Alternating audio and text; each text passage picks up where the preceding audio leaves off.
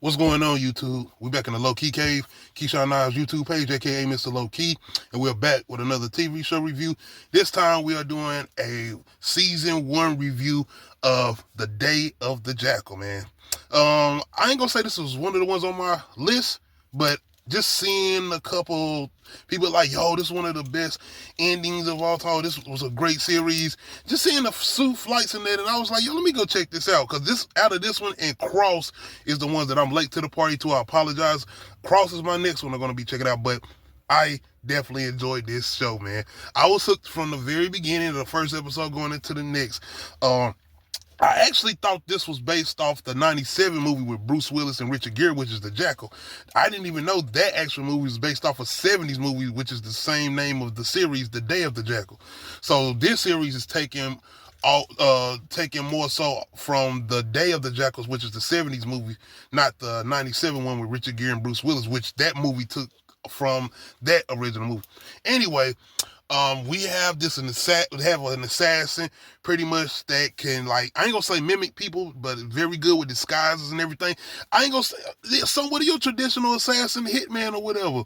The way this is set up though, and the way they set up the dynamics between the assassin and the main cop that's after him, which is Bianca, the family dynamics between both of them, they kind of do pair with each other, and it's the dedication too that you see between the two, as far as the assassin and his dedication to the job, and Bianca and her dedication to her job. Bianca reminds me a lot of Joe from Special Ops Lioness. She definitely does. But yes, man, it's a lot of movies and TV shows that kind of do this whole thing with setting up a hitman or assassin, especially when a movie is based around this certain individual. It's either a revenge plot where the assassin is going after the people who hired him, or he going after the people who harm people he loved, or it's something about him protecting somebody, like anti-hero type of shit that we usually get with a lot of these movies somewhere, especially when it's based around the actual hitman or assassin. Even with TV shows, this show, we this ain't no like, oh, he's an anti. No, he's a villain. He's a villain, but he is so good that, in my opinion, it's a villain that you are rooting for somewhat.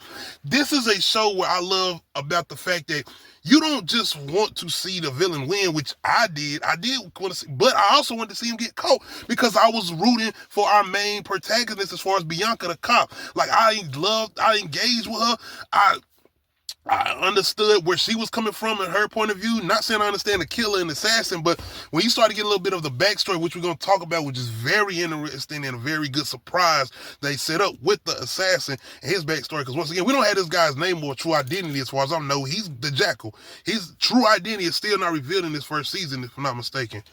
But like I said, the way they set everything up as far as showing the assassin's efficiency. Like I said, you know these type of shows where you show this guy in a way he has these certain morals, these certain rules that he sticks to in order to keep being anonymous and being under the radar the way he has to be to complete the missions he's trying to complete. The thing about it is they are showing how when you're having a family attached to you and trying to do the things you're trying to do, it's not going to work. And that's the thing I love, the way they pair him and Bianca, because it's similar to her. She's not killing people, but it's the way that she's going after these people. She's after, well, this particular assassin as far as the Jackal, and how much dedication that she's having to it, where it's kind of taking her away from her family or whatever.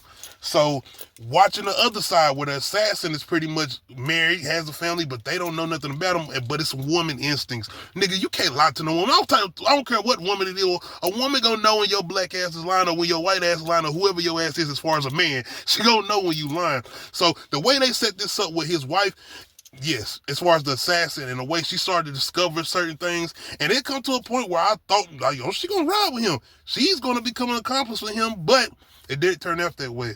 So going, and it's the way everything starts to line up. Once again, this assassin is very efficient, but mistakes happen. That's the thing I like too, as far as them showing that shit ain't gonna always go perfect. Even if you set up the most perfect, efficient way of thinking you're gonna complete a mission or kill somebody, as far as the assassin go, stuff still happens. And it's the way that he has to calculate and readjust to certain things and adapt in the way he does.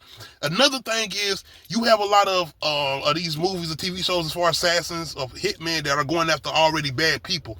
That's not the case in this.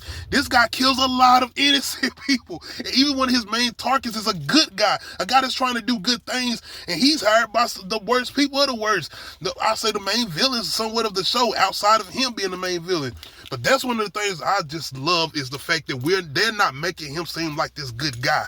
And they make that shit very, very clear when we get the full backstory of what happened with him because he was in the British Army or whatever. And the shit he does, which I'm not going to give away, but the shit he does, it's like, oh, he's a villain. He is a straight out villain. But once again, the performance of this guy, I can't remember the actor's name, but just his presence, it makes you want to see him complete missions. You like, I don't want to see him get caught. I want to see what's happening if he get away with it. And that's the thing I think I enjoyed about the show is the fact that you're not going to get the traditional setup. And I feel like I like the way that sometimes you will have your protagonist as far as the cop who's going after assassinate and them kind of having this like bond a little bit. You know how it goes in some of these movies and TV shows where it's like they want to catch them, but it's almost like they getting the thrill of not catching them and just keeping on with the chase. Nuh-uh. Bianca wants him, and she wants him dead or alive in my opinion, but she wants him. But it's the way they set this up and it's the way it ends where it's like, whoa, okay. Because once again, it's stakes, it's casualties. I don't care who you think gonna supposed to make it or go to the next season or whatever you think supposed to happen, it don't go out like that. We get deaths and major deaths, especially in this last episode of this season where it's like, yo, okay. But it's kind of makes sense because of the focus of the character that we are actually paying more attention to, in my opinion. And I don't feel like, I'm not trying to get in the way, but like I said, the show been out a minute, so spoilers. A major death does happen in here, and I'm not going to give it away, but I'm going to kind of hint to it because, I mean, the name of the show is The Day of the Jackal. So it's like, he is kind of the focus of the show, and if you was to kill him, it's like, what's next? We don't really want to follow a cop going after new people. I mean, I get it. At the same time, they could have done something else where it could have been a situation where, oh, next season we're going to have them two really going after each other. No. The Jackal said, fuck it, I ain't got time for that. And she way too dedicated. Because that's the thing I like Bianca, the cop in here that's chasing him. She's smart. It's outside her dedication. She's smart and she's not stupid. And she sees things that everybody else isn't seeing. And the way she's able to, that's why I said I feel like that way they paired these characters kind of having them like on similar paths towards each other. And once again, it almost was like a cautionary tale of being too dedicated, especially on Bianca's part, after somewhat many warning signs that, yo, you might not make it out of this situation. And that's the thing though, because it's always like, it feels like, no, she good. She our main person that we following outside of the Jackal. And I love that, man. I just love the way that they said, nah, this ain't that show. This ain't that movie. It's stakes involved and people will die. So I'm definitely looking forward to next season. Yes, I know. I'm pretty sure they've been confirmed that it is the season 2. Probably the biggest issue I'll have will be the whole setup with the Jackal and them, because it's a thing that happens with him in the show, which we kind of get a lead on going into the first couple episodes, as far as some people not paying him for a job he does. So by we get to the end of the season, and then the new people that hired him try to do the same shit. It's like, come on, what we doing? We're going to next season him going after these people? Give or take, he has somebody who's with him, which I thought they was going to try to do a little relationship thing with them, which maybe they building on that and it could happen next season, especially with everything that's going on with the Jackal and his family. So it's definitely going to be some interesting things that they can do going into season 2. But I do want a protagonist that I feel like doesn't have the same boundaries that Bianca have, which I think they're going to do. I think we're going to get somebody that's either just as smart as him or maybe even smarter than him that's going to be coming after him.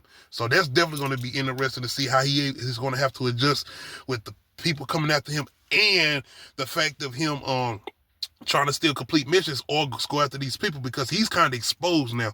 Outside of him, them not really knowing still his identity, true identity, they kind of got a look of him, but you know he can adjust that.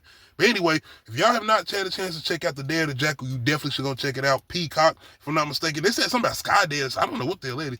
But as far as I know, it's on Peacock, so definitely go check it out. Make sure you hit that like button. Make sure you hit that subscribe button. And make sure you hit that notification bell, let you know when I upload new videos. Other than that, we out.